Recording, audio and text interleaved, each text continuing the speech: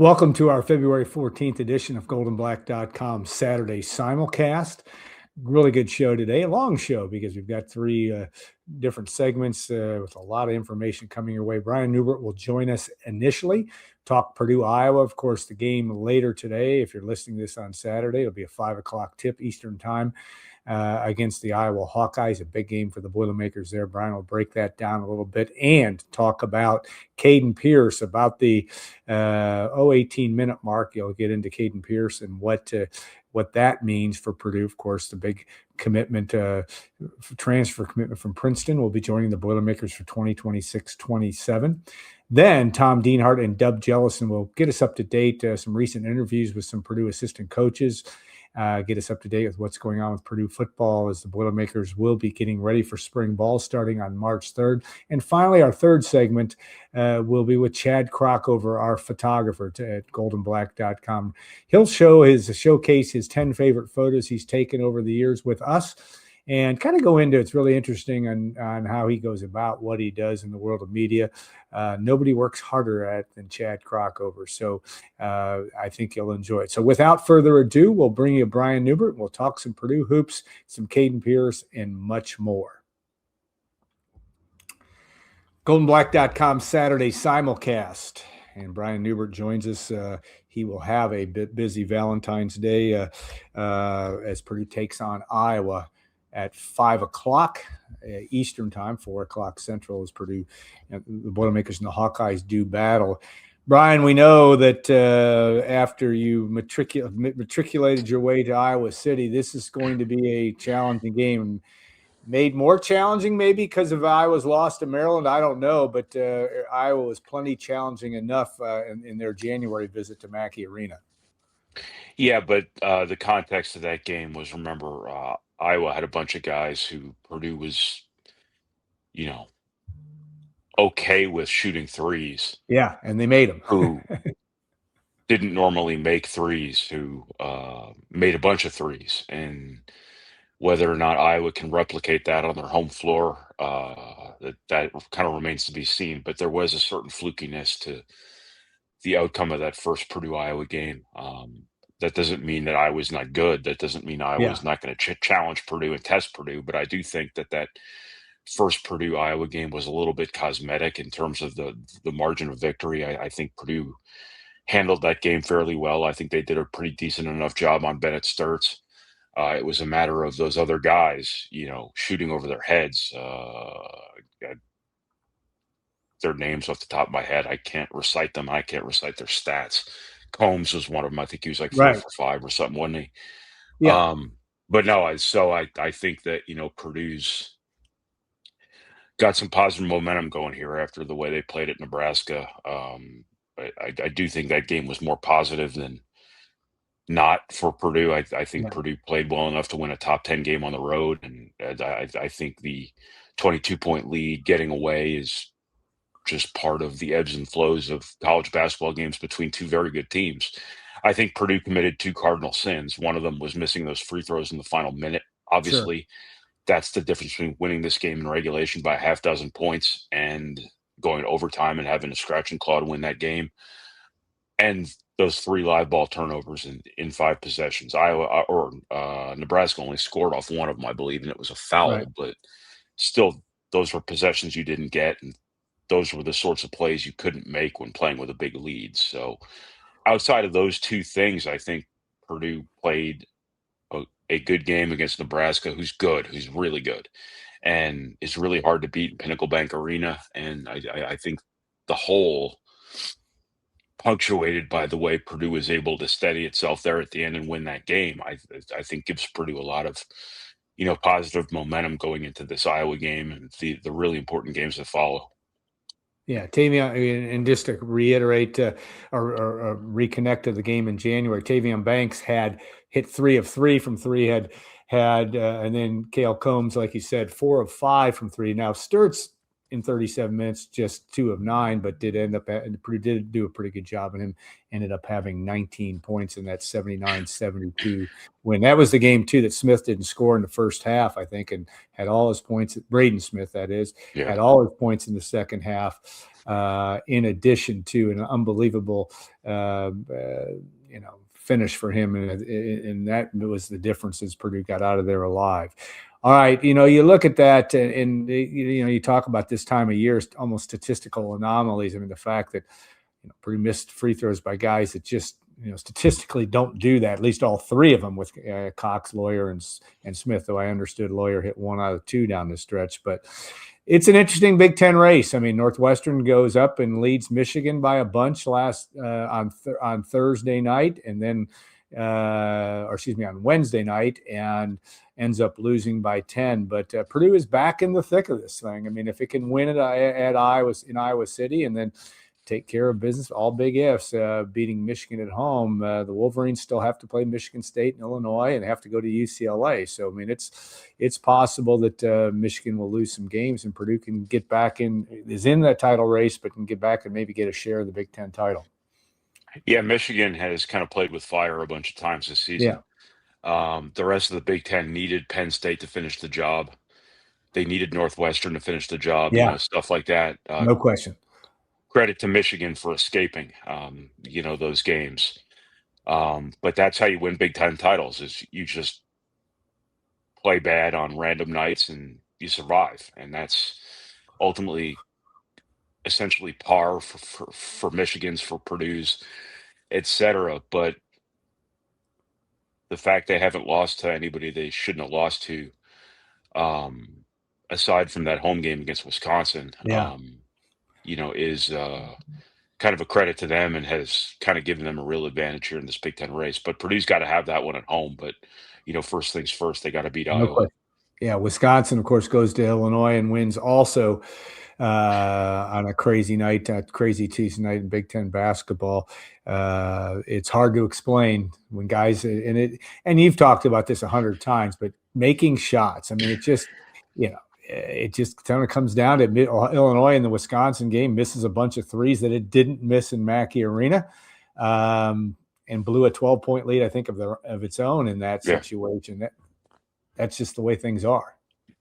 Yeah, Purdue caught Illinois on the wrong day, obviously. Yeah. I mean, it's kind of oversimplifying things to say that, but it wasn't just Wagler. It wasn't just the threes. It was the rebounding in that game. And, as we've kind of talked about here before, is, when you're playing big lineups with a traditional power forward and a traditional center, Purdue's not the only school doing that. But when you're doing that and you're living with the trade-offs that come with it, there has to be an upshot to it too. Like, Michigan plays big too, but Ade Mara is obviously a difference maker in the middle. Merez Johnson gives them a lot of physicality and toughness. They've been good enough defensively. We'll see how they're able to guard Braden Smith and ball screens when, those two teams meet. Remember Braden Smith chasing Mara off the floor last year, essentially when UCLA came to Purdue. But when Purdue's big and has to live with some challenges defensively, it's got to rebound. The advantages of size have to show up. And that was kind of the story of the Illinois game. I think if you play that game again tomorrow, obviously that's a pretty empty thing to say. But if you play that game again tomorrow, chances are Wagler doesn't get 48, and chances are, or 46, and chances are you don't get absolutely destroyed on the glass the way Purdue did on that day. And chances are Jake Davis and Tomislav Ivicic don't, make those really, really important threes the way they did late in that game after Purdue was finally able to get the ball out of Wagler's hands. Yeah. I think that was the Illinois closed that game like a veteran team, because Wagler made the right decisions. He got the ball out of his hands when Purdue had to overcommit to stopping him, and the other guys made the threes. But it started with the freshman's decision making, and I think now that people have seen how special Wagler is, I think he's now probably somebody everybody's diagnosing every nook and cranny of from a scouting perspective. And, Purdue's the one who kind of took one for the team there, and was the one who kind of served as the instructional manual for everybody else. Yeah, and it is it's just there's a lot of moving parts in the Big Ten race, and a lot of teams that have got a lot of ability. Nebraska being one of them as well, and they've gone through a little bit of a tough spell. What did you think about? And in your upon further review to discuss this, but also Purdue's decision, Matt Painter's decision to go a little bit small down the stretch. Then of course Clough comes back in overtime and really, in a lot of ways, was the difference. And he had 14 rebounds. Trey Kaufman-Renn had 19 in the game at Lincoln. But what Purdue decided to play small. Matt Painter talked about that a little bit. It's a matchup-driven thing, but will you see more of that down the stretch, or is it all going to be on what's going on with the matchups? What do you think? Well, he went small because Rink Mast was starting to go off again, and Yeah, they had to get somebody who could get out to him and close out, but also contain him off the dribble. And as Matt Painter says all the time, Purdue basically plays two defensive centers. yeah, So when you go to Trey Kaufman-Renn, it's not like you're putting Ron Artest out there to shut no, somebody down. But they had to do something because Mast was, starting to get hot, and he's Purdue's going to be thrilled to death to see that guy finally leave he's a college. terrific player. Yeah, But I think that it didn't work. yeah, Obviously Purdue won the game, so in the big picture, it worked. But as soon as Purdue took out its centers, Nebraska started getting scoring at the rim, which they hadn't been prior. Nebraska damn near won the game on a putback, which they hadn't been. They don't even try to offensive rebound normally, but with Clough in there, Kaufman-Renn almost got the rebound. He got a hand on it. He just yeah, couldn't quite corral it. Mast was there to clean it up with the foul and things like that, but it didn't work. yeah, But you had to try something. If I had been Matt Painter that day, and it's easy for me to say, because I wouldn't have to figure out what everybody else on the floor is doing, but yeah, Jakari Harris on Rink Mast would have been fun. yeah, Just to deny him the ball, to contain him off the dribble, to close out, stuff like that. But obviously, when you've got dudes on the floor like Nebraska does, you can shoot from every position. It's not like you can just lay off somebody. And when you did lay off somebody, it was Casey Jacobson, and he made a big three for him. So, damned if you do, damned if you don't. In a lot of cases, when things go sideways, you were wrong. When things work, you were just lucky sometimes. yeah. That's it is the way that it works. All right, Purdue did shoot 46. I think it was 10 more than any Purdue team in the history of the program. 46 threes in that game. A lot of good looks, and obviously well documented that yes, Fletcher Lawyer hit the big one and got his 4 threes, but had shots that easily could have gone in. But what'd you make of that now in the window of 4 or 5 days since that game? The fact that again, was it totally a case of what Nebraska gave Purdue in your view? Yeah. Yep. And how did you look? Well, Nebraska, as Nebraska does, which is why there was such a nuisance to play when Zach Edey was at Purdue. Yeah, They were essentially playing 3-on-2 in the paint, yeah, making sure they had Kaufman-Renn bracketed the way they used to have Zach Edey bracketed, which means that Purdue was playing 3-on-2 on the perimeter. So right. there were lots of open threes there for really good shooters, and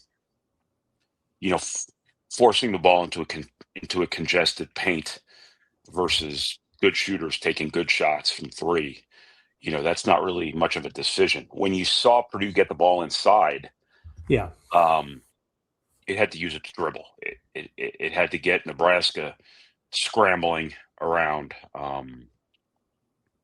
and it had to dribble past closeouts. Jakari Harris made a jump shot off a closeout. Fletcher Lawyer obviously attacks a bigger guy at the end there, dribbles into the paint, and gets that ball to Oscar Clough. That's a post entry, but it's not a traditional post entry. no, There was a pass. I think Braden Smith got in the paint too and was able to create a little bit of space to get the ball into Kaufman-Renn. And but Purdue had to dribble into traffic to get the ball inside, and it was able to do that enough. But I think it had high percentage looks from three all day long, and I don't think Purdue will look back at the shots it took, aside from maybe one or two, and say, hey, we shouldn't have taken that shot. I know the numbers look absurd. 46 threes is a lot of threes, but I think those were the shots that, Purdue was able to get. And Nebraska was kind of conceding it speaks to Trey Kaufman. It speaks to the fact that this is a guy who averaged 20 a game last year and is still being guarded like a guy who's averaging 20 a game when he's averaging 12 a game. People are still afraid of him. If you go back and watch, people chasing Jack Benner through baseline screening and things like that. If you look at the three CJ Cox made rolling to the top of the key in the second half, they were made because the guys who were supposed to be chasing them broke off ever so slightly in order to shadow Trey Kaufman and make sure Purdue didn't get the ball to him. So, that's the stuff people don't notice sometimes is players' influence. Fletcher Lawyer has enormous influence over everything that happens on the floor. Trey Kaufman has enormous influence on everything that happens on the floor. And Purdue happens to have a virtuoso point guard who's able to recognize that stuff and just destroy it when need be. And I think that, Trey Kaufman isn't having the scoring season he had last year, but I think he's having a good year. And I think people have to look past the scoring sometimes and look at the quality. Almost an impossibility among most basketball fans, right? They can't do that. But yeah, you're absolutely right. I mean, it is. There's a lot more to it, and from that standpoint, let's talk about the play of Jack Bender, because I think you mentioned, his plus minus, which is always an interesting statistic, wasn't good, but he was huge in certain parts of the game and continues to be for this team. Purdue's really had to rely on him to make some key plays, not only draw charges, but hit a huge three there. Just seems to do the right thing. That seems to continue to be the storyline for where Jack has been here in his redshirt freshman season. Yeah, that plus minus is the funny thing. Like, if you just happen to be out there when the other team gets hot, you get hammered in the plus minus. It's not necessarily your fault. I think when it's positive, I think it's probably a little bit more relevant than it is when it's negative oftentimes. I think when it's a one or the other type of thing, I think it's more relevant. Like, Purdue was better with Oscar Clough than Daniel Jacobson in this particular game. I think situations like that, it's a little bit more relevant. But I think Benner played well. I mean, he made that really big three. He had that bucket in the first half when Purdue worked itself into a little 2-on-1 at the rim, and he posted up a smaller guy and bully balled him. But the possessions he was able to get for Purdue were the really big thing, the hustle, the effort. I think, when people look at bench players, when people look at depth, it's easy to say this guy's making shots, this guy's not making shots, this guy's rebounding, this guy's not rebounding. But energy is such a big deal. And I think if anybody had looked at Jack Benner, before the season, you see a pretty quiet kid who's defined by, offensive skill and not necessarily grinder type characteristics. His energy has been awesome. He's the only player left in college basketball who can take a charge. Yeah. Nobody else can do it, because you can't do it. It's impossible. But Jack Benner's like the cheat code. He takes charges, he chases loose balls, he generates possessions. And when you got Braden Smith, Fletcher Lawyer, Trey Kaufman on your team, those guys who hoard possessions are gold. Oscar Clough's rebounding. Jakari Harris, CJ Cox forcing turnovers. Jack Benner generating possessions with hustle. That stuff is points, essentially. And I think that's the really, really impressive part of Jack Benner that's really surfaced out this season. Yeah, he's been terrific. Okay, we have some other news on Friday that's big news for Purdue, and obviously Caden Pierce has made the decision to do his grad transfer to Purdue. For those that don't know, and I give us a quick primer on him, because obviously he played at Princeton, was the Ivy League Player of the Year. But why is this a big deal for Purdue as they look ahead to the 26-27 season? Did you say primer? Primer. Primer. Primer. That means you're going to give us some basic facts. I think I'm right. Sorry, I was filibustering to blow my nose. Yeah, well, and the whole idea that I think that was a a word used like back in the 40s in education. If you did a primer, it was like so. I'm dating myself. I wasn't alive in the 40s in education either. But go ahead. What do you think about So Caden Pierce and what that is means? our sponsor Boiler Prim Steakhouse? Yeah, yeah, it is. Because that's the word we're derivating here. I don't know if that's a word or not. I think I put the emphasis on the wrong syllable. Yeah, and I might Okay, have so too. Don't. I'm all not right, above that. But go ahead. back to business here because we're getting a little bit silly here. Um, so Caden Pierce, the guy Purdue wanted from the outset. He was the Ivy League Player of the Year a couple years ago. Played his last season at Princeton through injury. Decided he was going to finish out at a high major. To play at the highest level. Maybe position himself. For the NBA, things like that. Decided to use this year as a redshirt year. Finishing out his degree right now at Princeton. Got offered by Purdue, obviously, Gonzaga, Louisville, Duke, Connecticut, a bunch of others. He visited those schools.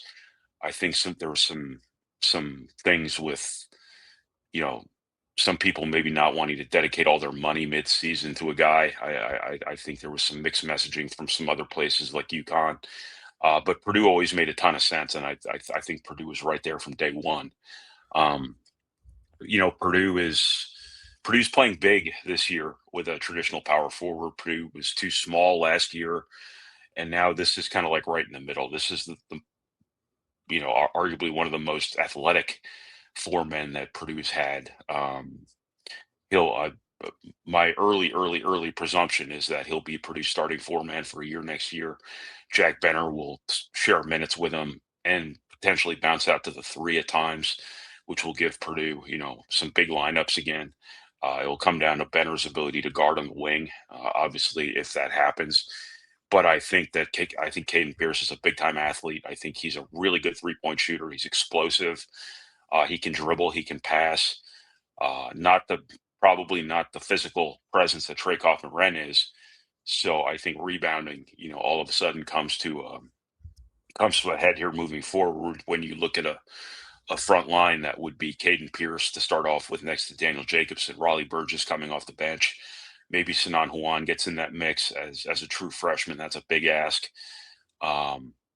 Jack Benner at the four has held up physically, but that's not an overpowering front line. So we'll see where Purdue goes from here in terms of whether they try to add a bigger, more physical guy in the portal too, if they have the room and inclination and can find the right guy. But I think what Caden Pierce does is he makes Purdue more athletic. He makes them more versatile, more switchable on defense, and puts another shooter on the floor for a program accustomed to having players at every position who can shoot threes. And when I say every position, next season, Daniel Jacobson playing the five, Raleigh Burgess coming off the bench, potentially playing some five. Those guys can shoot threes. Yeah. And not like as a novelty, as like hey, we want them doing this because they're good at it. You might legitimately have a team next year that can, shoot threes from all five positions. Or assuming Omer Meyer's your point guard and not playing off the ball,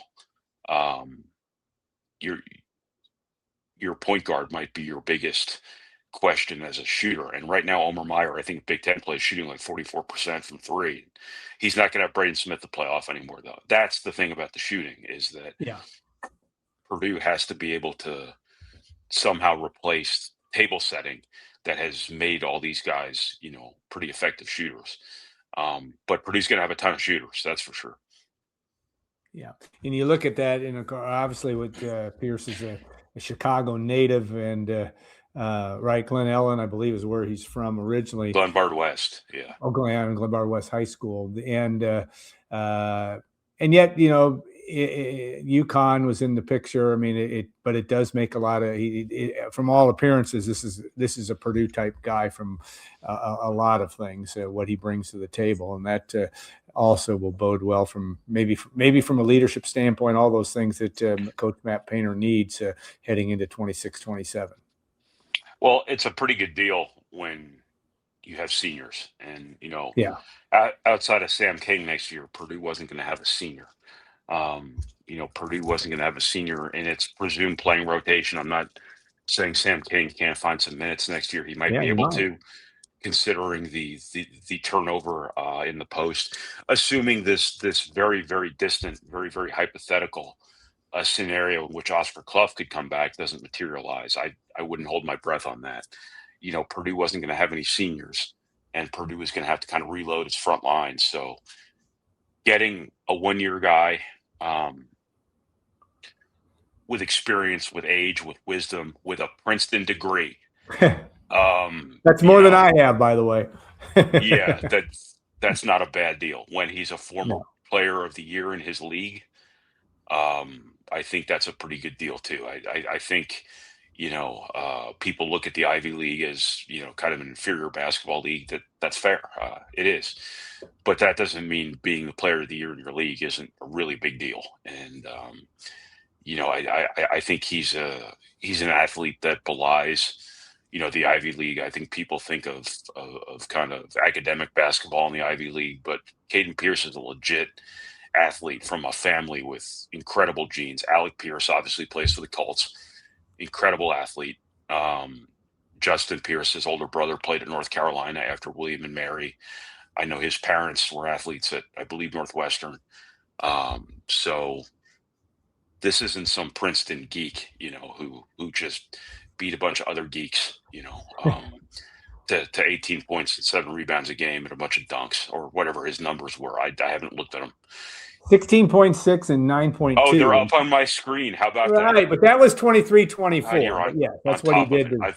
I've got my primer. We're high tech here, now man. At the bottom of the monitor. I never know if that stuff shows up on your screen. Yeah, but go ahead. That was 2 years ago. Right. His last season he played at Princeton, he was playing, I think, with a bad shoulder.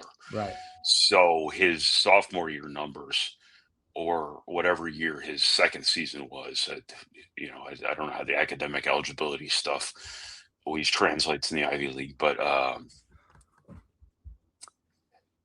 he was a different player as a sophomore than he was a junior. And I think now that he's got a full year after that shoulder issue, I think the sophomore year is much more relevant than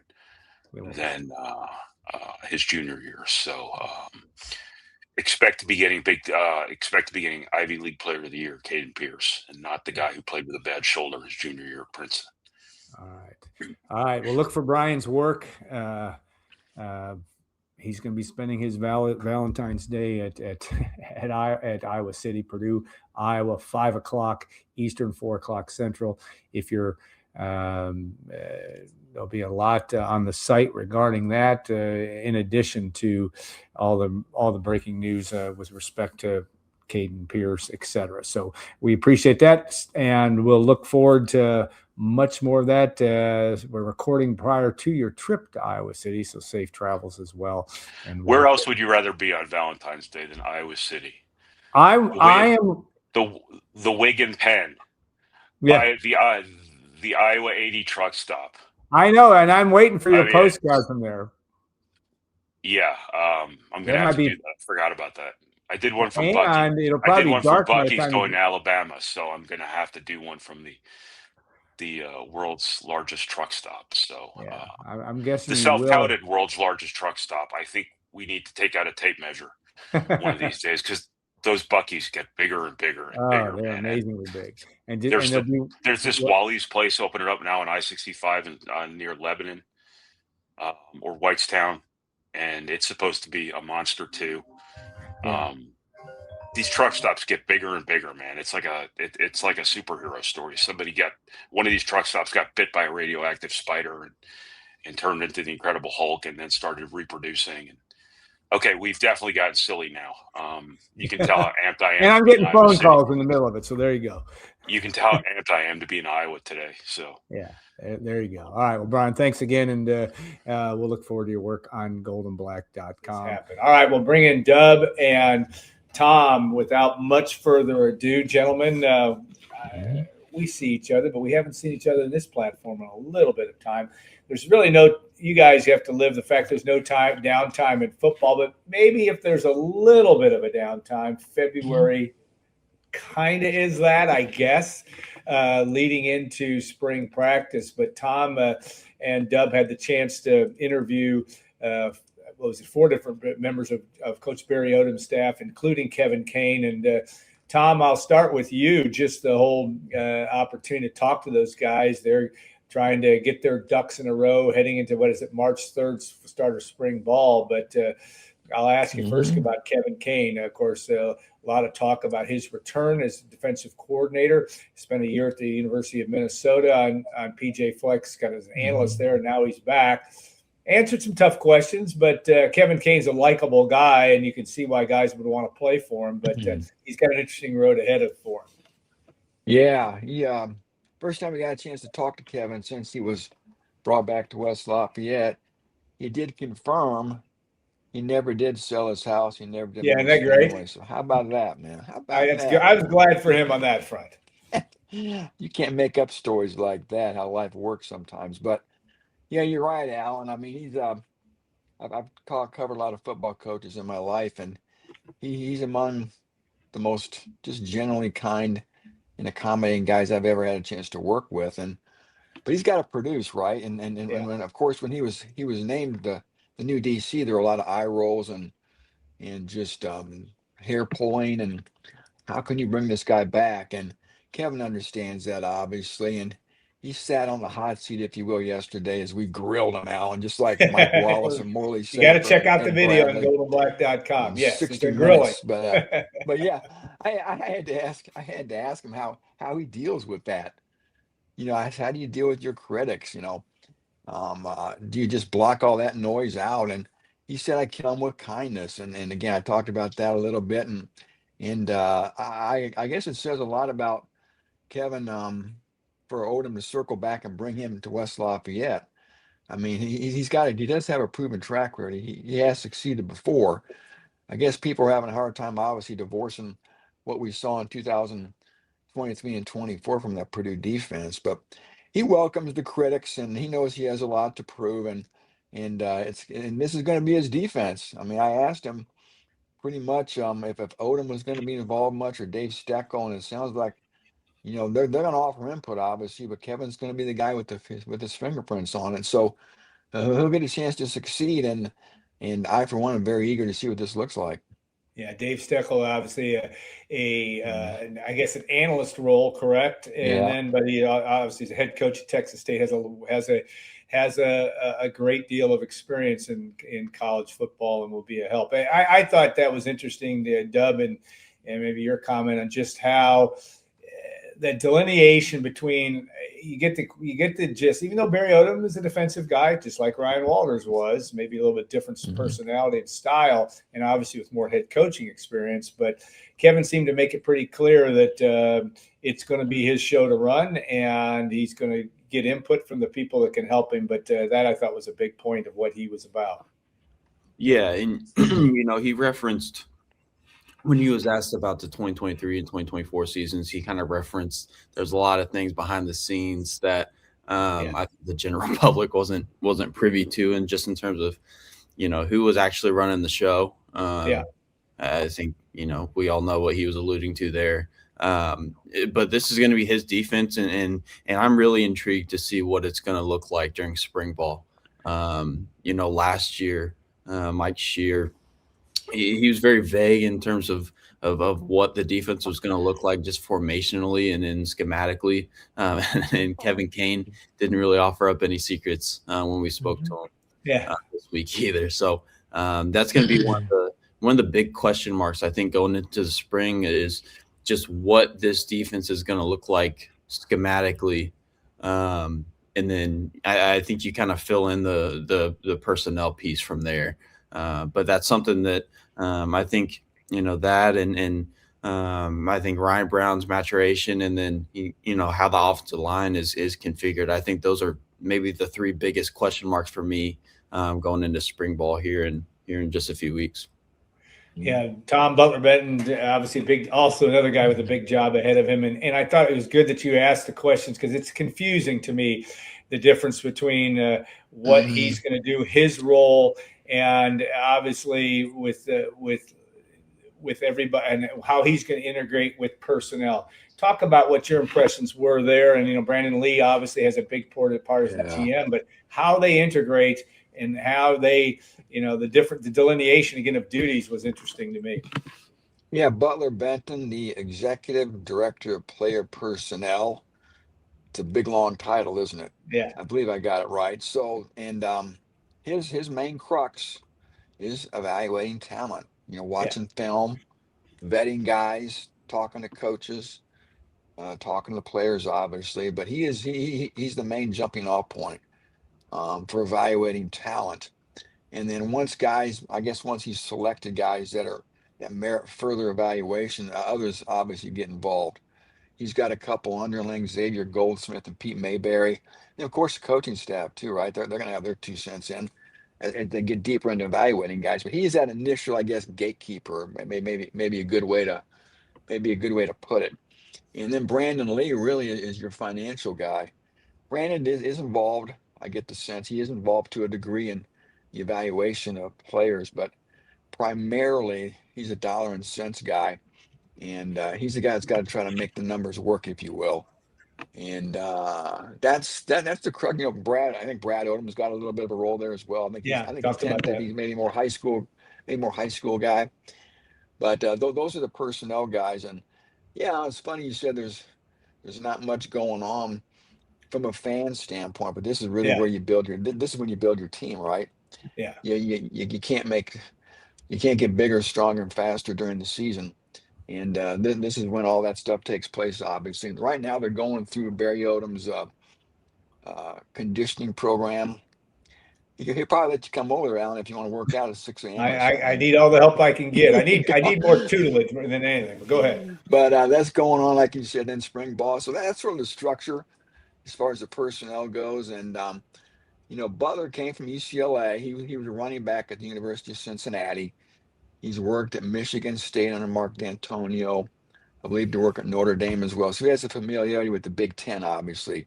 Knows what it takes to win and compete in the Big Ten, which he was asked about yesterday as well. So he's an interesting guy with the big job, right?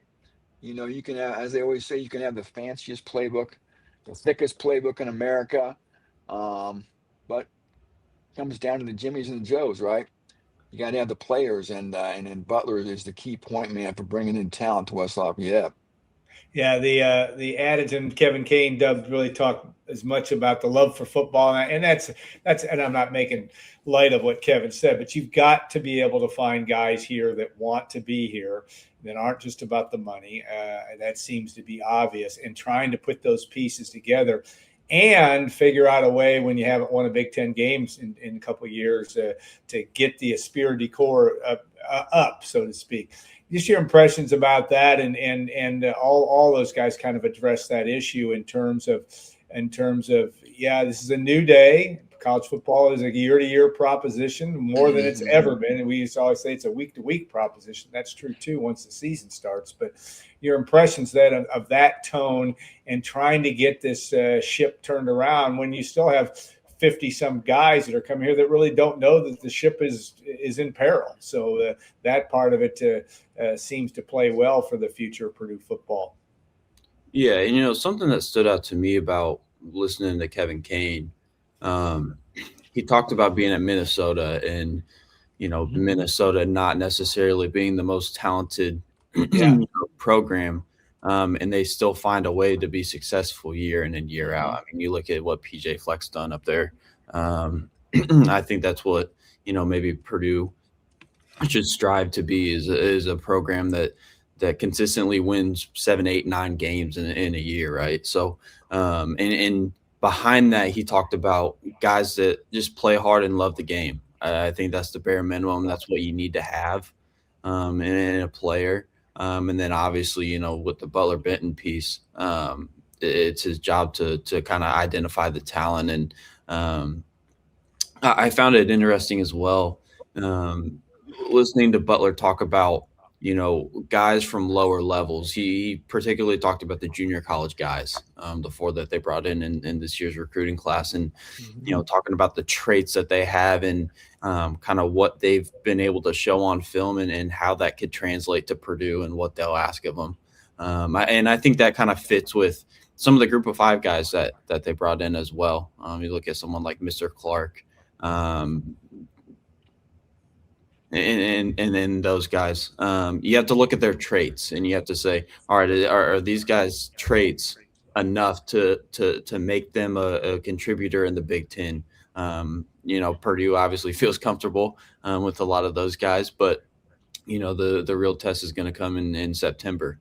That's when we're going to find out for real if these guys can produce at the group of 5 level, and then translate it to the Big Ten. So I found that piece kind of interesting as well. Yeah, Tom, you know a lot about offensive line play and the importance of that. That's the biggest obvious statement that you'll run into.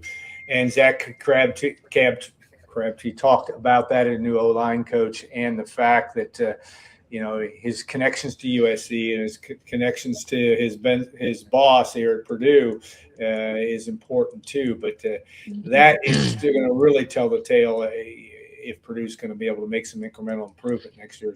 Are the Boilermakers going to be salty enough on the offensive line to be able to run the football and be able to protect Ryan Brown?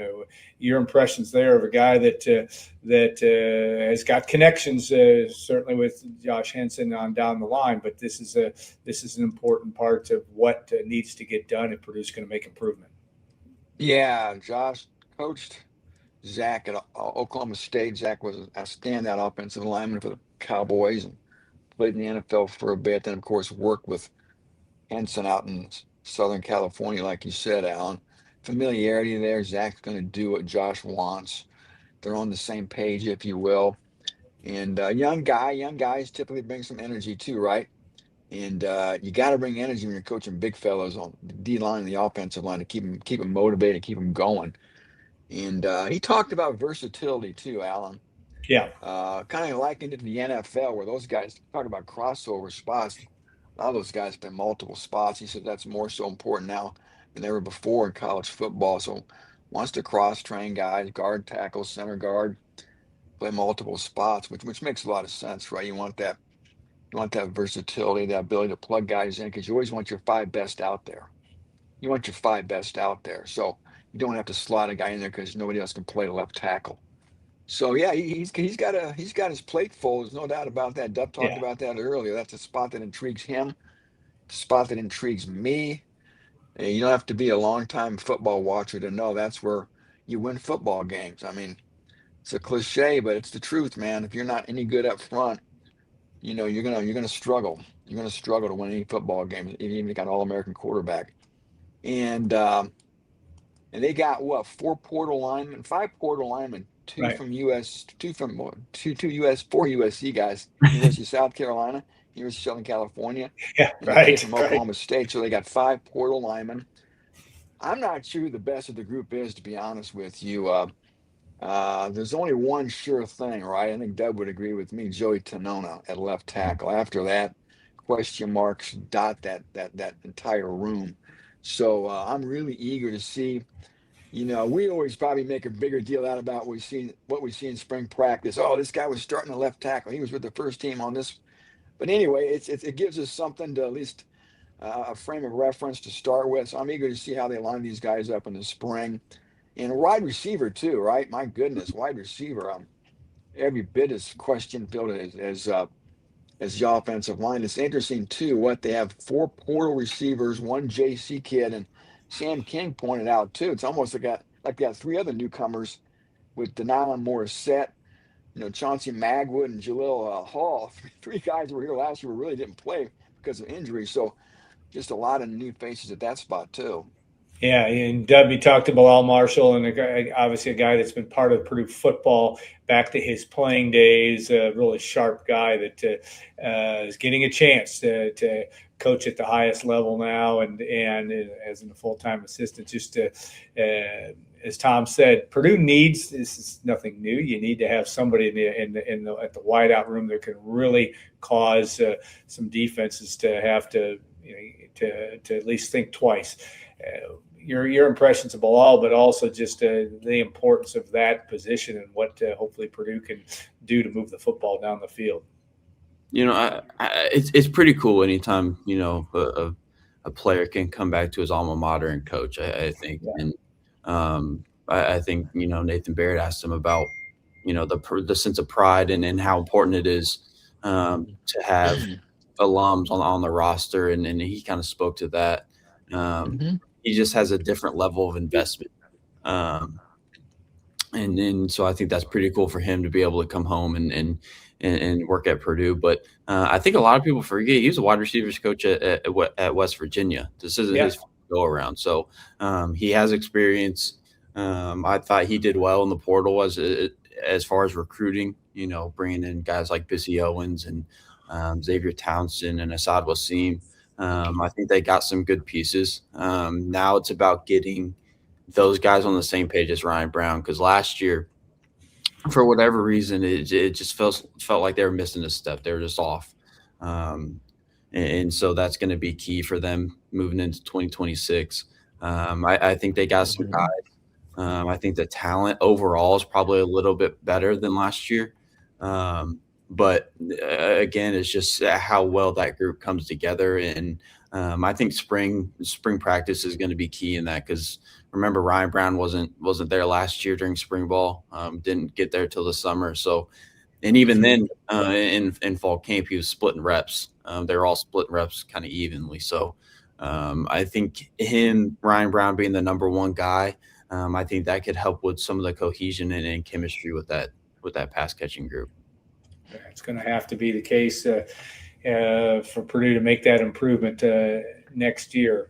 All right, Tom. As you get yourself ready for the start of spring ball again, it's just a couple of weeks away, but that's the 3rd of March, and when the first of 15 practices will commence for Coach Barry Odom. The weather's warming up, and it would be nice to have it here over the next couple of weeks, or next week. It's supposed to be warm in the Lafayette area, and warmer in relative terms. The snow is melting. It's getting close, but looking more like spring. But just the keys to this program, and you're right. You go to spring practice and you watch them, you line up, you can see who they're playing, who they're experimenting with. But if you're Barry Odom, what do you have to get accomplished in spring ball this year? What's the most important thing from that standpoint?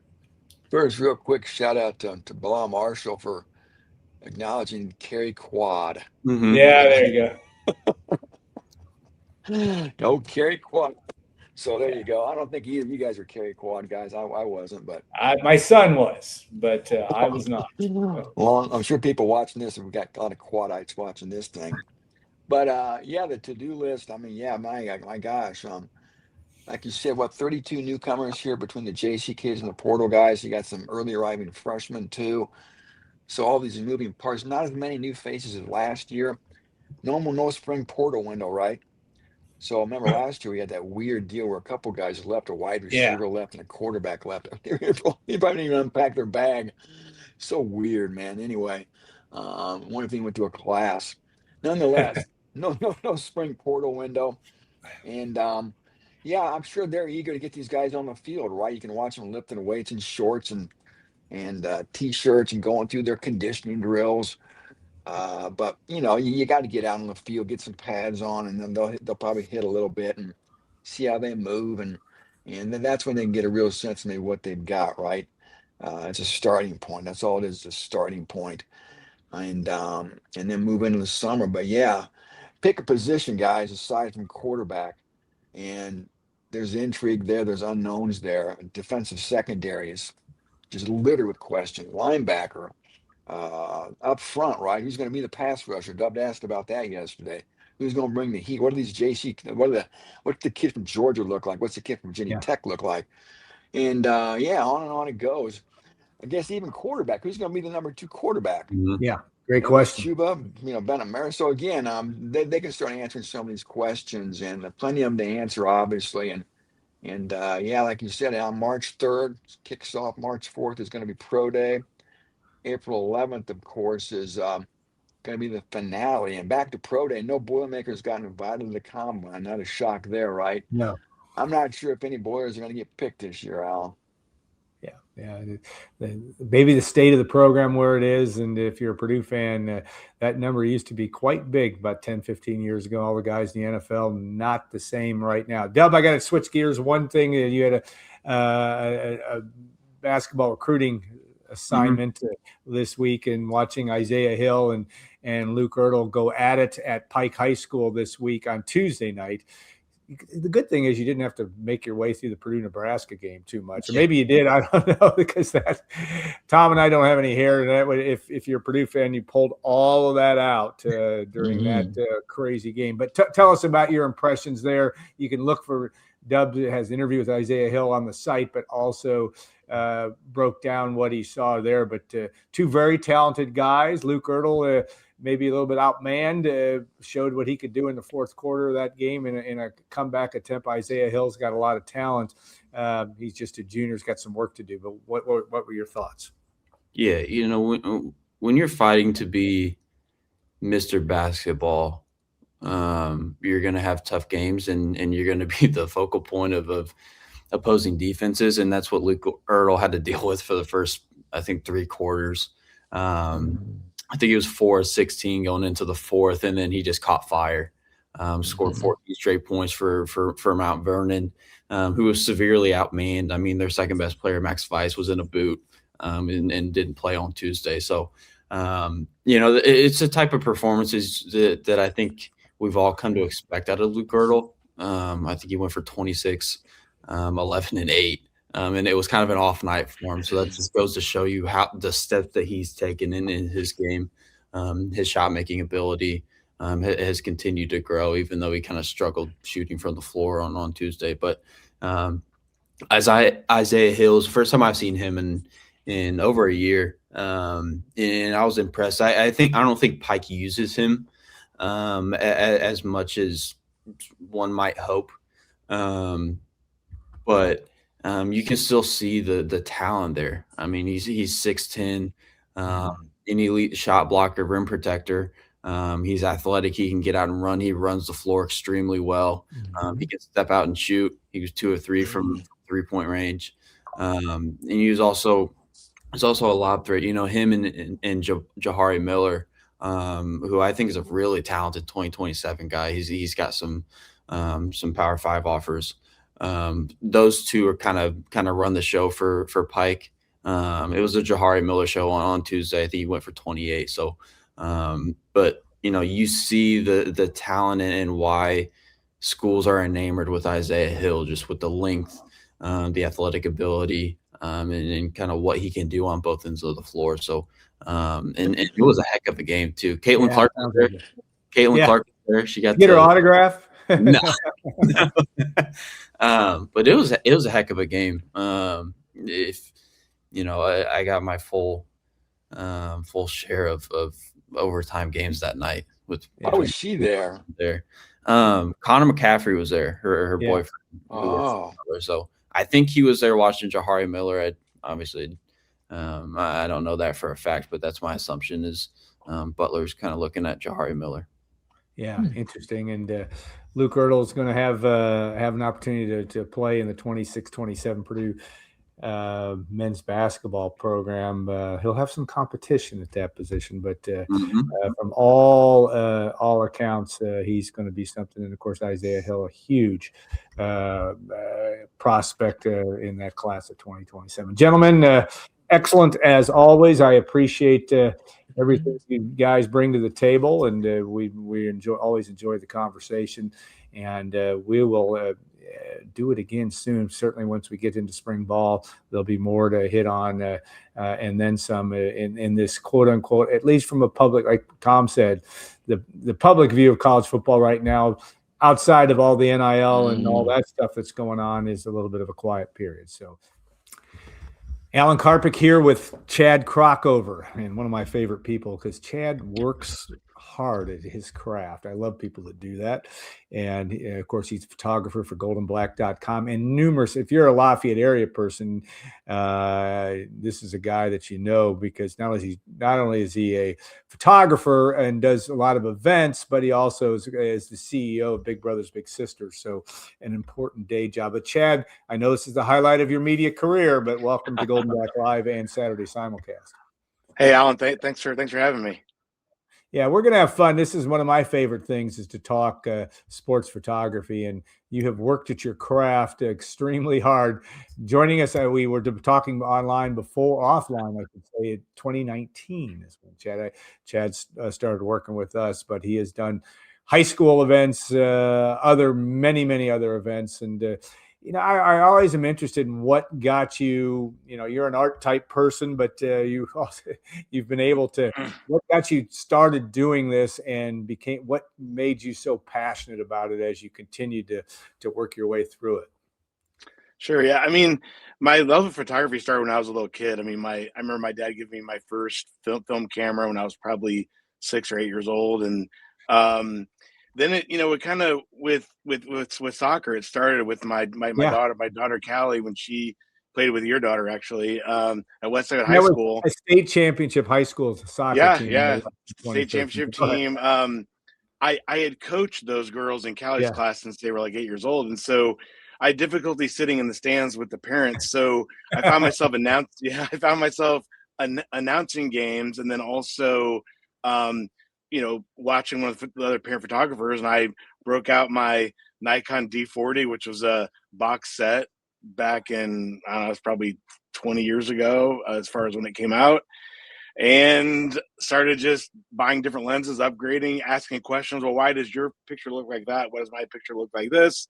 The answer usually is the camera, the lens, mostly the lens. And so it kind of grew from there. So that was probably 2012, 2013. And then did do more high school things, following more of the kids, with Caleb playing football, Jack playing soccer also. And so that football led to, it's just amazing to think about that. Talking about Caleb's football career, my middle son, that I took pictures at his first eighth grade football game and his last Purdue football game. So that's just being on the field for every single kick that he had. It was pretty cool. And you had the pleasure of not only with Caleb, but George Karloftis, Yanni Karloftis, on down the line. West Lafayette's had some really good teams, and a state championship in there as well. Yep. A lot of fun. Tell me what, as you've continued to hone your skills, how do you improve? What you talk about, talking to people, finding what they're doing. Is that the best way for folks to get into this, or what was your best way to continue to make improvement as you worked your craft? Yeah, I think the old school kind of path, I guess I would say, the path that I kind of followed was getting out there, taking photos, and asking a bunch of questions. I remember when I first started freelancing for the Journal and Courier, asking questions, other photographers. Most photographers are going to help another photographer, especially when you're a high school dad or high school parent or what have you. But I think it's asking questions. It's kind of that self-learning. I learned, whether it's Photoshop or Photo Mechanic or just everything, just by asking questions, or, YouTube tutorials and things like that. So I think that photography is always about an art and science. It's always about having that artistic eye, so when to press the button, because you can't really, hard to learn that one. You kind of learn as you go, I guess. The anticipation, a lot of sport photography is that candid unknown, that kind of spontaneous things happening. So you have to there's a lot of luck. It's a lot of shooting at a high frame rate, and so you're going to catch some things. But the science of it is the editing and the workflow and how to make. So I was in the Purdue workrooms, sitting next to AP photographers, asking them, well, what's your workflow? Workflow meaning, how do you take the image from the camera and get a finished product? So that requires a lot of different steps that are done 1,000 different ways. And so, asking questions, I think being a lifelong learner, I think liking technology. I think that is an good. advantage. Yeah. And just, spending a ton of time and hours just trying to figure it out. And having a wife and family are willing to let you do that too. Yeah, that's true. That's also helpful. All right, photographers do things in all sorts of conditions, and since you've been shooting it with us for football, Purdue football, I should say, I'm trying to think what's the most difficult conditions you've shot in, even, or would you say, or was it a high school playoff game in November? I'm not sure. I mean, the worst ever game conditions, it's probably a tie between, I think it would have been Caleb's freshman year when they were playing in the Chicago area, and it was just pouring down rain. I mean, just rain is the worst. I mean, cold is painful, but rain involves a little bit of stress, because back then I had a little $6, plastic bag on my lens. I mean, now I'm using very expensive coverings, and even some of the newer lenses. So the newer Nikon products that I use are weather sealed, they say. So they're not saying they're rated waterproof, but I've tested them. Not intentionally. I mean, I do the honor flight every year, and this past honor flight, which is where veterans are flown to Washington, D.C., we landed, it was pouring down rain, and I did not have any bags with me or anything. So my equipment got absolutely drenched, and it was fine. But to answer your question, probably the most oppressive conditions was at Burbuff, Caleb's sophomore year. So it would have been, I'm bad with dates, moving backwards, but he graduated in 2020. So it would have been like 2018. It was at Burbuff, Indianapolis. It was negative 25 degrees. And that's bad. I also had a kicking camp in Chicago with Caleb where it snowed, and snow actually, I had a lens actually freeze, like actually the componentry of the lens froze, which has never happened before. But rain's the worst. We had a Purdue home game probably 2 years ago. I want to say it was, I don't remember if it was Wisconsin. It was actually like sheets of rain falling, like not even, it was insane. It was just crazy. We looked at each other like, we must really love this for being out here. But I'm trying to think rain. But yes, you're right. It just it makes it problematic. All right, in terms of when you look at trying to get in football, such you've got the bazooka, so you can get a lot of stuff all over the place, but you shoot football and basketball very differently just because of proximity, how close you are to the action. Talk about that difference and what is it as simple as that? I mean, nothing simple about it because there's a great skill to it, but in terms of how you set up and try to capture the emotion of football, you can see it in basketball a lot easier maybe than football, but it's there too. As we'll see some images here in a minute, emotion is captured, but talk about how that difference is for you. I think first and foremost, what people learn on early in sport photography, it is about emotion. It's more about the reaction than the shot. Because a lot of times, and I'll have an example of this in a second, but a lot of times the shot is not very photogenic, but the reaction is what everybody wants. And so it took me a while to learn that's something that I did not know just automatically. When it comes to football, so I shoot a 400 millimeter lens. That lens is about this big. I just got the newest Nikon Z lens. It's got a adapter on it where it can actually shoot at 600 also. So you not to get too technical, you lose f-stop. And if you're a photographer out there, you know what I'm talking about. But basically, the fastest lenses are the ones that allow the most light in, and that's what you want. Those are usually the bigger lenses. And so with football, I'm kind of an oddball. Sometimes I shoot a little bit differently than others. I mean, I shoot a 400, which 400 is the lens that almost everybody shoots, from AP photographers shooting NFL games to somebody shooting a high school game. I started with the 200 millimeter lens when I first started. That were in high school, you can move up and down the sideline, so you can kind of be creative on your angles. But to shoot from an end zone, especially if it's not a well lit situation, having a 2.8 is what we would call like a 400. The 400 is something where, I'll give you an example. This year, I was in the south end zone at a Purdue game, and there was, I think it was the USC game or the Ohio State game. The defensive back for Ohio State made an amazing interception in the opposite corner. So roughly, without doing the math on it, you're talking about at least 150 yards away.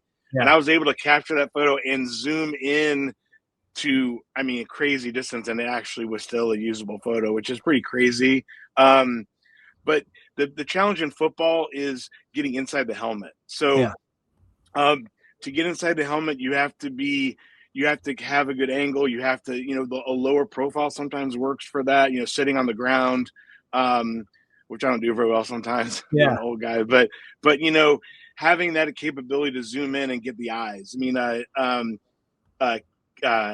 KT from the Journal and Courier back in the day, like Ken Thompson, when we had that 11 p.m. Deadline for print paper. I remember those days. That was crazy. Yeah. I asked him for feedback on my first couple of shoots with them, and he said that the eyes tell everything. If you don't have the eyes in sports photography, you don't have it. Now, sometimes you get some shots of things that make sense. You're framing a player from behind. It looks kind of interesting or whatever. But the key shots, the featured shots in sports are always going to be with the eyes. Then with basketball, so you're talking about shorter lenses, I use a 135 for a longer lens, and I use a 50 millimeter because I like prime lenses. A prime lens is the lens that does not zoom in and out. But again, most people they'll use a 200, use a 150, and then they'll use a shorter lens. I do bring about four lenses to a basketball game, and I'll kind of switch it up sometimes. But I always have two cameras. Football, I shoot three sometimes. And basketball is, again, the same thing. The lower, the better. It looks so much better when you're sitting lower on the ground. But you want that emotion. And I love, my favorite thing is like a Braden Smith drive to the basket. He makes these just amazing facial expressions of just battle, like a gladiator, like look to him. But TKR will make no expression at all. Most of the time when he's playing. So, I was just going to pull up our Braden Smith drive to the basket here. Yeah, go ahead. Now, this isn't a great facial shot of Braden, but what I love about this is it's this kind of elongated look and kind of this feel of you're kind of with him going to the basket. Yeah. And it's a great atmosphere shot. It's purposely not. I also was always someone who always had to have my photos always had to be perfectly level. This is purposely not level because it gives you kind of that feel, I guess, that you're kind of in there with him. And I love this photo just because it just gives you that ball out there kind of feel. I don't know. It's and you can see people in the background too, which I always find interesting, their expressions. So. Yeah, and if you haven't guessed here, if you're listening to us just on the podcast, we're showing the top 10 images. I asked Chad to post 10 of his favorite images, and I'm sure that was not an easy task. And we're not ranking them, but I thought this one, since he was talking about Braden Smith, and Braden is great in terms of expression.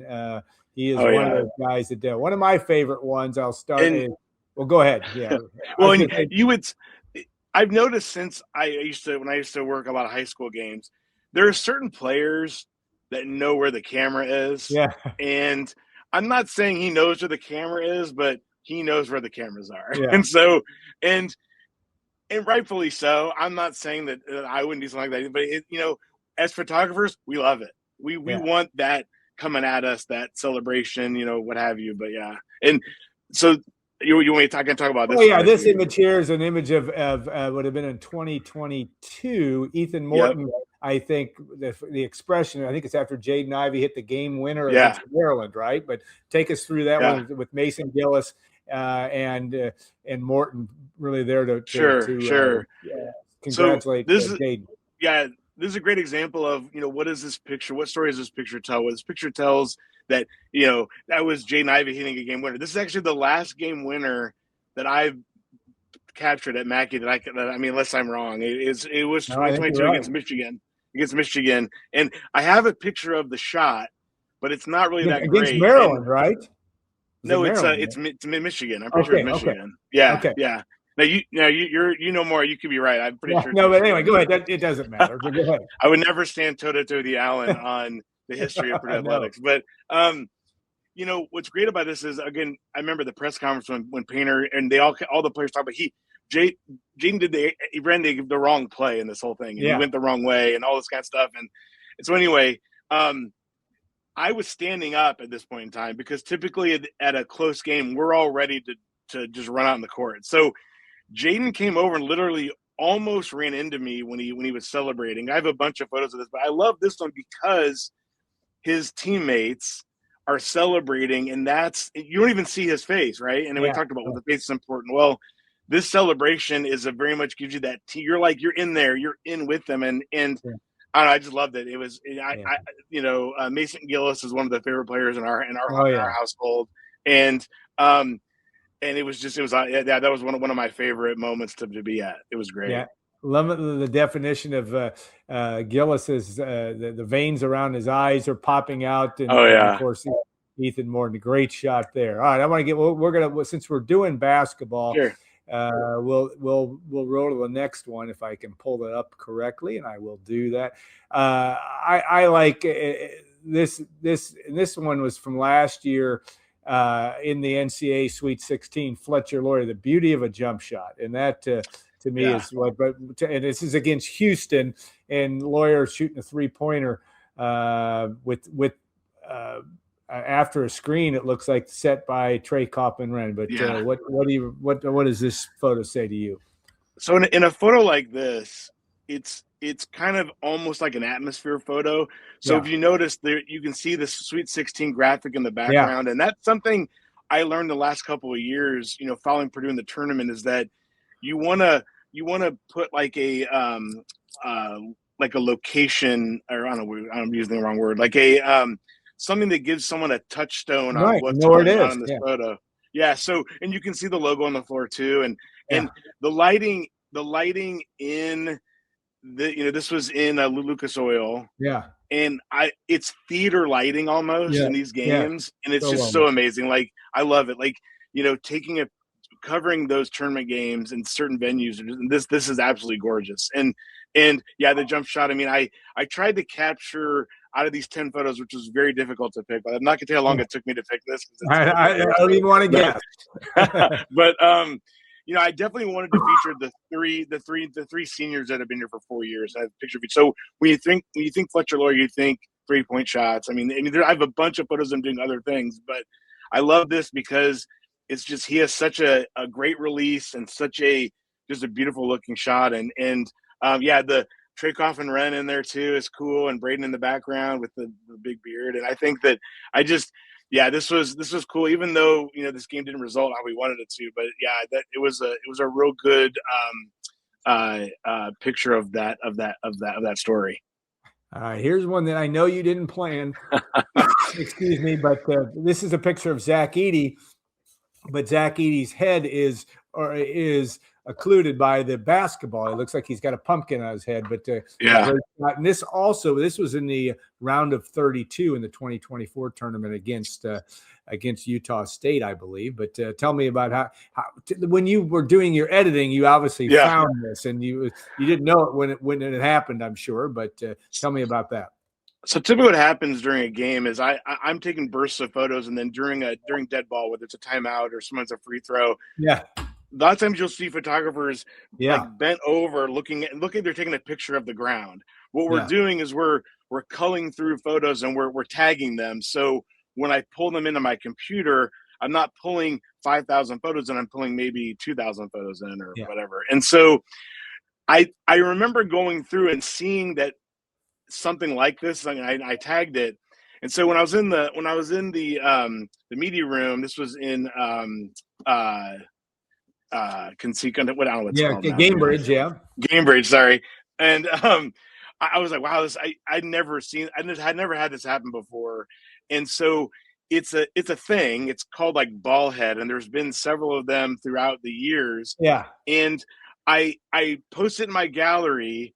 And I'm pretty sure that Tom Dienhart went in and then he posted the actual picture, and by the time I left the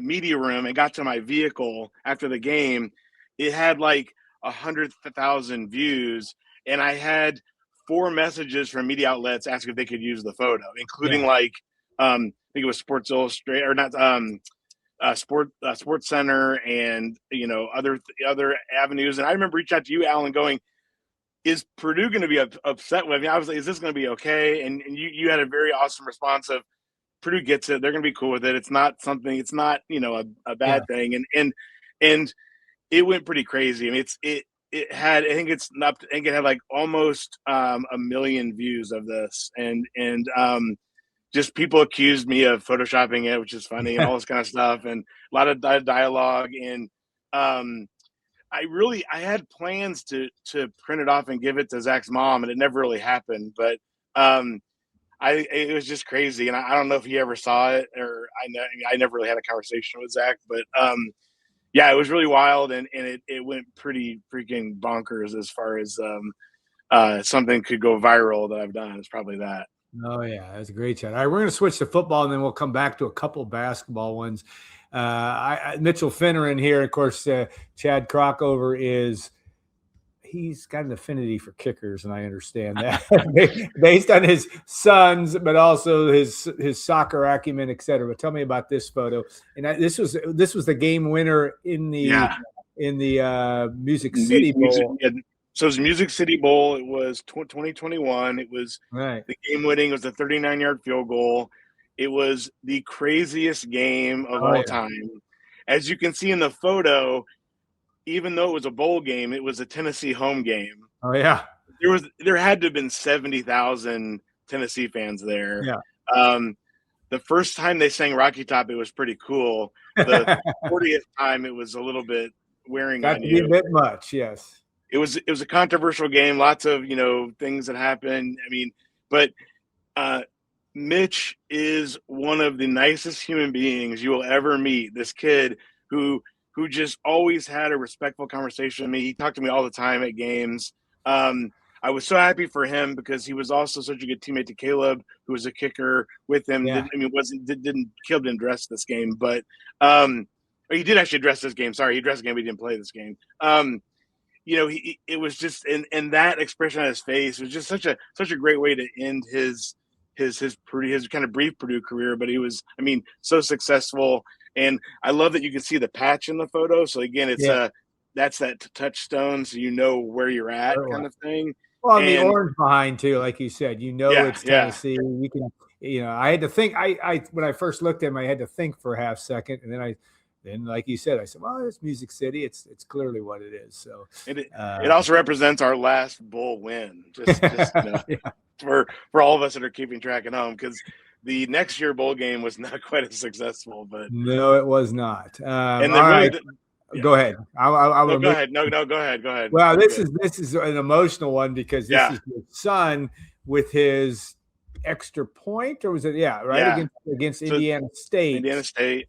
Yeah, and that was because that was a great moment for a dad to see that happen and to see him forever be in the scorebook for Purdue football. Yeah, so that was that's my middle child, Caleb Krockover. He was a 4-year walk-on at Purdue. This was his junior year, his 3rd year on the team. It's a blowout win. It was a 56-0 win against Indiana State. And what's interesting about this is at the end of the game, the backup Purdue quarterback that was in converted, I think it was either a 4th down or a 3rd down. And if that didn't happen, that drive doesn't keep going, and he probably doesn't even get a chance to make this kick because this was the last PAT of the game. And so again, as a photographer, and I claim to be, I've taken more pictures of kickers than anyone else. I would put myself against anybody in the nation of football kickers. And so I have a spot I knew I need to be in. It's when they're kicking a PAT, I'm at about the 10-yard line, and I'm in there ready to go. And so I've taken some pressure kicks pictures of him before, but I don't remember actually pressing the button for any of these photos that happened because it was very much it was just as a parent, it was a very much amazing experience to see this and just to kind of cap his hard work to get where he was. And so Dave Weigel, who's another photographer, was on the other side of the field, thank goodness, and he got a bunch of photos too, because I got great photos of it, but it was a tough one. And what I love about this one is that you have, again, this is not Caleb's face, but you see the teammates that were so happy for him, and it couldn't have been better. Yeah, very, very cool shot. All right, here's a guy that we're going to see more of next year, Ryan Brown. This year, or I would assume, or it was from this past. Yeah, season. it was. That was the Ball State game. Okay. In August 30th, the first game of the year, and so I've never talked to him before either, but he is definitely someone that knows where the cameras are, and this was the with the southwest corner end zone, where good stuff always happens there in Purdue football, it seems like. But I love this.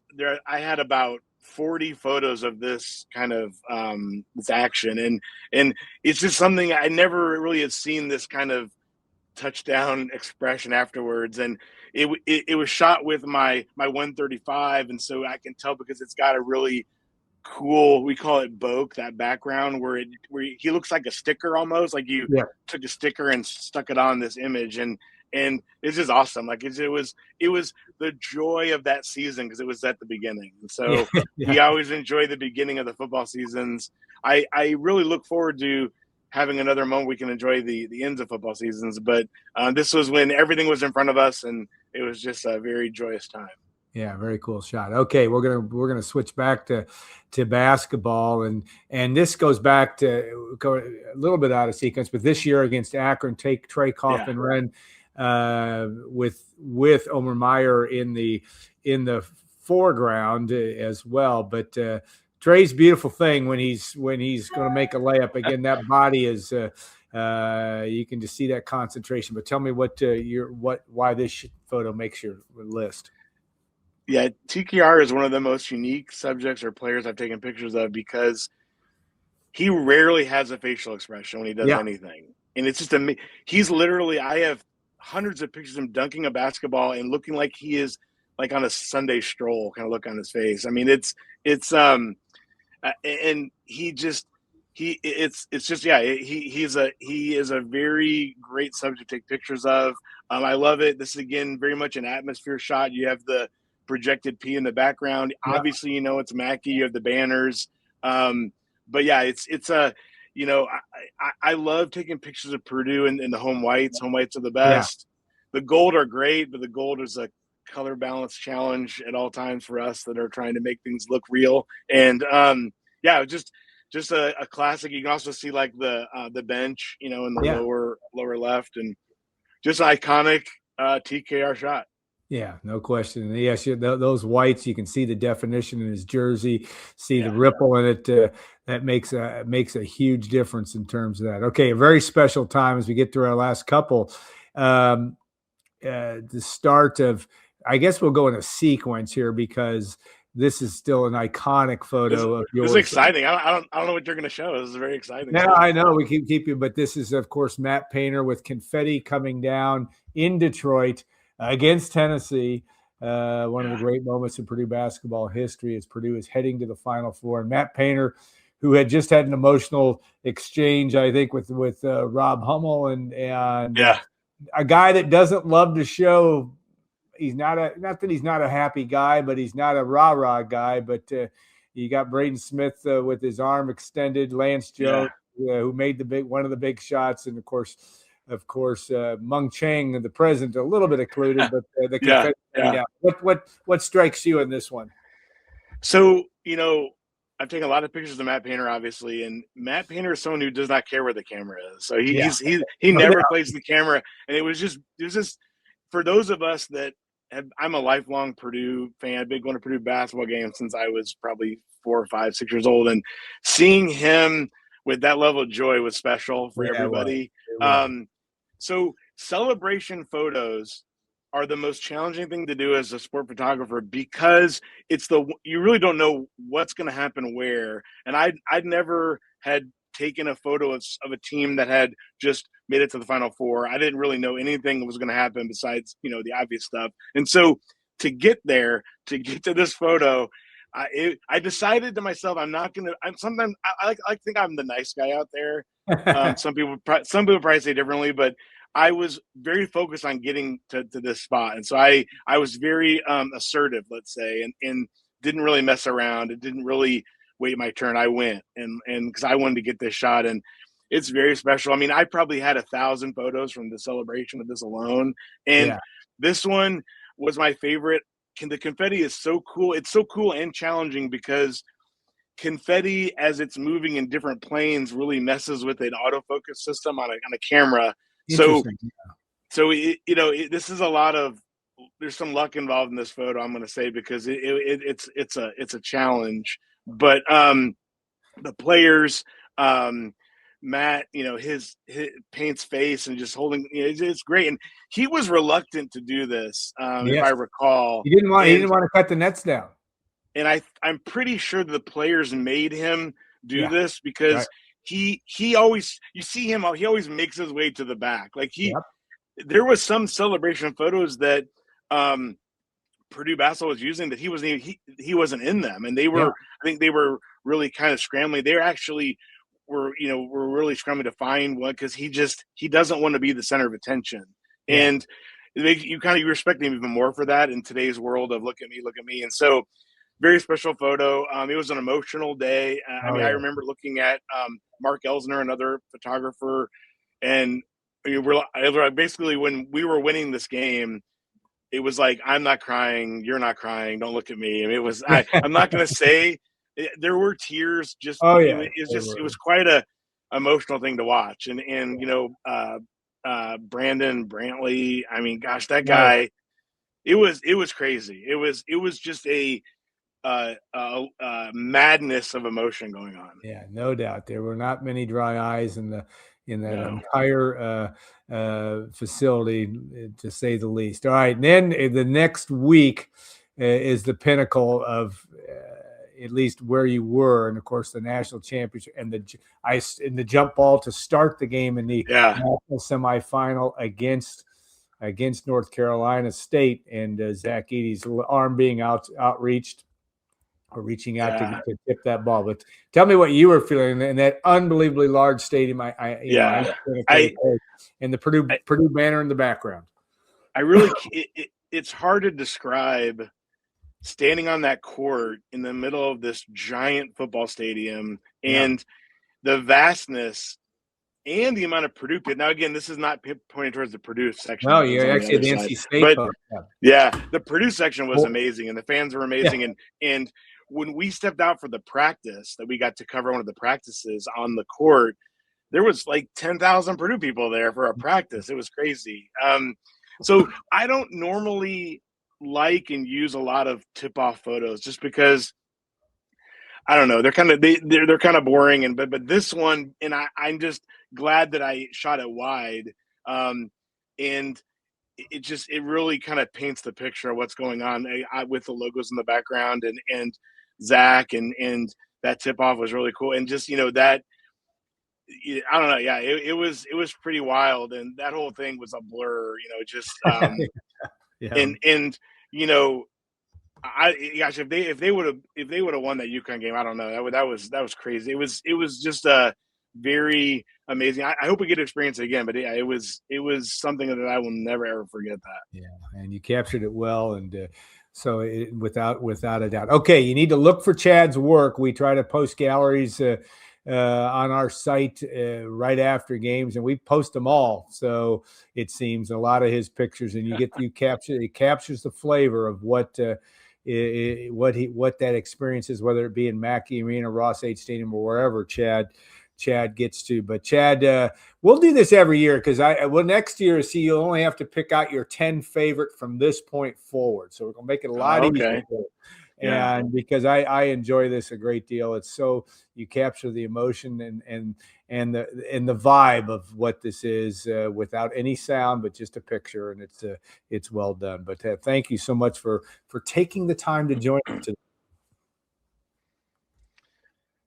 Yeah, definitely. Thank you for having me, Alan. Again, and I just want to say, a brief thank you for, the back in 2019, you took a chance on me, or someone that basically just shot high school athletics, and this opportunity, it's never lightly taken by me on the access that I get to have, and I get to be involved in these things and traveling and going to games like this, and I thank you for that opportunity, and I just absolutely love doing it. It shows, and because you work about as hard as anybody I've ever known, and you keep our enthusiasm level up at goldenblack.com. That's for sure. Chad, have a great rest of your day. Thanks again so much, and we'll look forward to next year's edition. Who knows? Maybe you'll be in Indianapolis for the national championship in men's basketball. If you're a Purdue fan, you can always hope that that's the case. But thanks again, man. Thanks, Alan.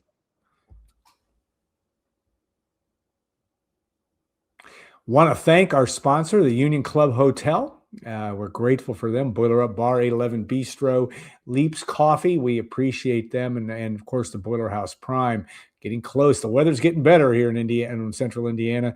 The golf clubhouse will be going full force. And of course, that beautiful restaurant, the Boiler House Prime, at the top of the Pete Dye Clubhouse at Purdue, and a great place to enjoy a fantastic dinner. So we appreciate all of them for all that they do and all that their sponsorship. And stay tuned next week, Saturday simulcast. Not sure exactly how we're going to work it with the IU game on Friday night, but we'll have some interesting looks at not only Purdue, IU, and more for next week. So thanks again to the Union Club Hotel, and we'll look forward to seeing you next week. But enjoy the rest of your Valentine's Day weekend. Safe travels if you're out and about, and we'll see you next week on goldenblack.com Saturday simulcast. And before I forget, a reminder too that we'd love to have you like and subscribe to us on YouTube. Why not? If you're one of our subscribers on YouTube, it's free, and it's a great way to get all the information that we put out. And there are a lot of them out there. And two, that we, if you watch us on the Golden Black Radio or on the podcast platform, a 5-star review would be most appreciated as you digest our information. And not a bad idea to become a member of goldenblack.com. Some specials out there. You can a YouTube special, especially for 2 months for $1. It's well worth your time. And there's a lot of information on there, not only our message boards, but all the work that Brian, Tom, and Dub, and even occasionally me, that we do on goldenblack.com. So have a great rest of your weekend, and thanks again for taking the time to join us.